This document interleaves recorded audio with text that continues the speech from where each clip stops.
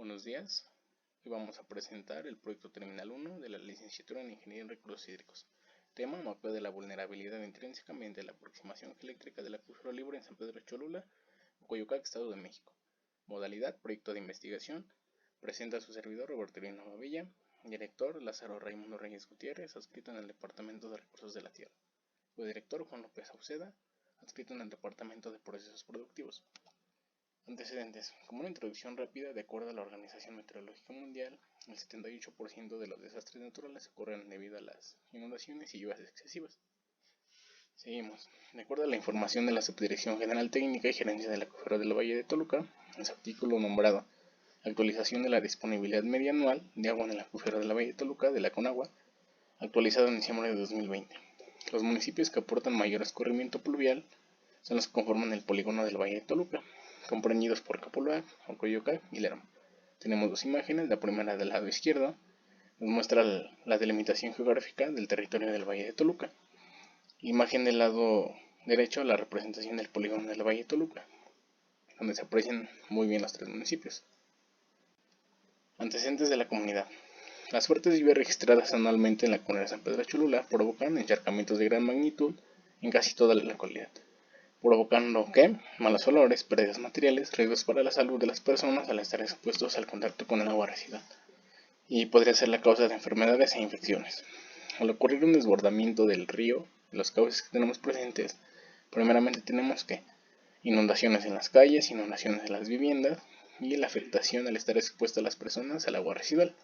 Continuamos. Justificación. El problema que se vive en San Pedro Cholula es un evento climatológico que atribuye a la lluvia excesiva, que si bien es difícil de evitar, pero sí se puede reducir el impacto ecológico ambiental. Como se tiene una problemática fuerte, se hace un estudio científico que tendrá como fin el tener una alternativa de reacción ante este evento, algo similar a un plan de riesgo.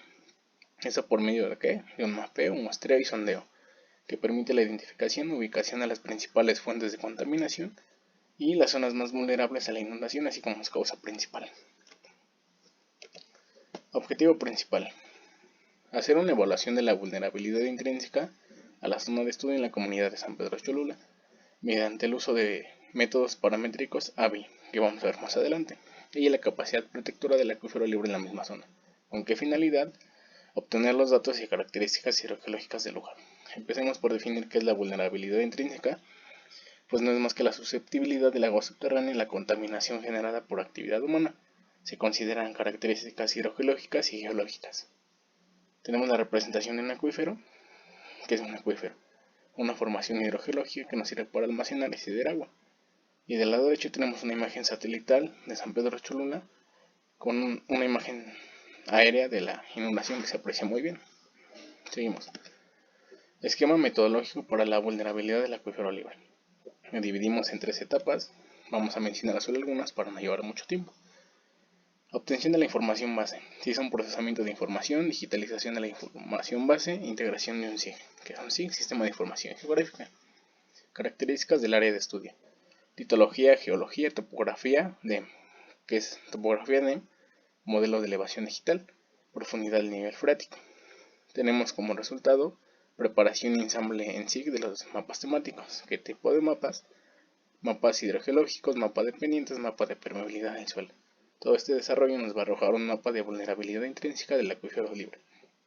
Análisis de información. ¿Qué obtenemos aquí? Características físicas y geológicas de nuestro acuífero, así como tipo de acuífero, geometría del acuífero, topografía, mapa de pendientes, mapas de uso de suelo, mapas de isoyetas, por mencionar algunos. Continuamos.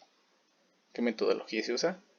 Para el desarrollo del proyecto contempla inicialmente datos generales como los escurrimientos, elevaciones y precipitaciones, que por medio de Google Earth es una delimitación de la zona en una imagen de satélite donde se integran datos específicos. Tenemos de nuevo dos imágenes. La primera del lado izquierdo tenemos una delimitación de la zona de estudio marcando la mayor parte de escurrimientos. Se aprecia bien las zonas montañosas, las zonas más elevadas que aportan mayor escurrimiento a nuestra zona de inundación. Del lado derecho tenemos una relieve topográfica de la zona de estudio. Ya está digitalizada en un sistema de información geográfica y marcando sus principales escurrimientos, así como las elevaciones de sus curvas de nivel. Seguimos con la metodología. Se usa una herramienta archivo QMZ obtenida directamente de Conagua para tener datos sobre las estaciones climatológicas y poder tener los datos de las precipitaciones máximas de cada año. ¿Con qué objetivo de nuevo? Para saber qué cantidad aproximada de agua se llega a acumular en los escurrimientos. Tenemos dos imágenes. La primera nos muestra todas las estaciones climatológicas repartidas a lo largo de la República Mexicana. La segunda, del lado derecho, nuestra estación climatológica más cercana a nuestra zona de estudio, que nos va a permitir saber las precipitaciones máximas e históricas de cada año. Está ubicada en el municipio de Lerma de Villada, con clave 15315. Metodología: vulnerabilidad a la contaminación de un acuífero. Ya vimos las definiciones. Vamos a ver en qué consiste el índice de vulnerabilidad acuífera AVI. Es un método para determinar la vulnerabilidad de los acuíferos mediante la resistencia hidráulica, que indica la facilidad o dificultad al paso de flujo a través de los distintos materiales que se ofrecen en el acuífero, indicando el tiempo aproximado que le toma atravesar la zona no saturada. Tenemos una fórmula que nos dice que RH es igual a CT, y que CT pues es nuestra resistencia hidráulica medida en años o días, que nuestra resistencia hidráulica es la posición del paso de flujo a través de un material poroso o granular. Tenemos una sumatoria en que consiste pues la suma de los cocientes de los espesores. Que es un espesor, pues es una capa que tiene un distinto grosor y se compone, son los principales componentes de un tipo de suelo. Tenemos un producto que es DI, pues el espesor de cada estrato. Igual los estratos son las capas con las que conforma el suelo, y estos van a ser medidos en centímetros. Tenemos un parámetro KBI, que es KBI, conductividad hidráulica de cada estrato. Aquí vemos que es un estrato, que es la conductividad hidráulica. Tenemos aquí una pequeña igual definición, va de la mano. Nos dice que es la facilidad del paso de flujo a través de los distintos materiales que sobreyacen al acuífero. Y esta será medida en centímetros por hora. Continuamos. Como la resistencia hidráulica depende de un espesor H y la conductividad hidráulica vertical, en este caso de los materiales geológicos locales en la zona no saturada, de acuerdo a GEMAIL 2011, las técnicas geofísicas como la resistividad eléctrica o su inversa de la conductividad se pueden utilizar para mapear su distribución espacial mediante el parámetro de conductividad eléctrica CI. Tenemos la fórmula de la conductividad hidráulica CI. ¿En qué consiste? Tenemos que es la suma del cociente del espesor entre la conductividad hidráulica para cada una de las capas que se componen de la zona no saturada. Esto es igual a que el producto del espesor por la conductividad hidráulica para cada capa. Tenemos los parámetros de Dark-Sarrow. ¿Qué nos dicen esos parámetros? Nos dice que el primero, si el flujo de corriente es vertical a la estratificación, la resistividad transversal promedio resistencia transversal queda de la siguiente forma. Resistencia transversal T es igual a que nuestra sumatoria ya sabemos que es la suma del cociente de los espesores. En este caso HI la vamos a multiplicar por una resistividad eléctrica. ¿Qué es una resistividad eléctrica? Pues es la capacidad de un material para resistir una corriente eléctrica. En este caso será medida en ohms. Tenemos el diagrama. Flujo de corriente eléctrica, en este caso ya vemos que es la suma de los espesores de forma vertical. Vemos el siguiente parámetro, que nos dice, si el flujo de corriente eléctrica es paralelo a la estratificación geológica, la resistividad longitudinal por medio conductancia longitudinal S queda de la siguiente manera. Conductancia longitudinal S. Tenemos igual nuestra sumatoria, que es la suma del cociente de los espesores. Tenemos el producto, HI, ese es nuestro espesor. En este caso se va a dividir porque PI. Y hacemos que nuestro PI es la resistividad eléctrica, ya vimos que es. Podemos continuar. Resultados. Lo dividimos en dos etapas. El primero pues consiste en, a partir de nuestros datos hidrológicos, se realiza un análisis de hidrograma para evaluar los errores involucrados en la medición del gasto directo y en la estimación de la lluvia en exceso. Al no tener la misma cantidad de agua que llueve cada año, pues existe un margen de error. Pero asimismo, con los datos hidrológicos y análisis de información, se obtienen características como porosidad y conductividad hidráulica. Y mediante un muestreo de suelo se determina qué tipo de suelo se tiene en la zona, en este caso nuestra zona de estudio, qué materiales qué materiales está compuesto, y así obtenemos que tenemos materiales aluviales, lacustres con contenidos de arcillas.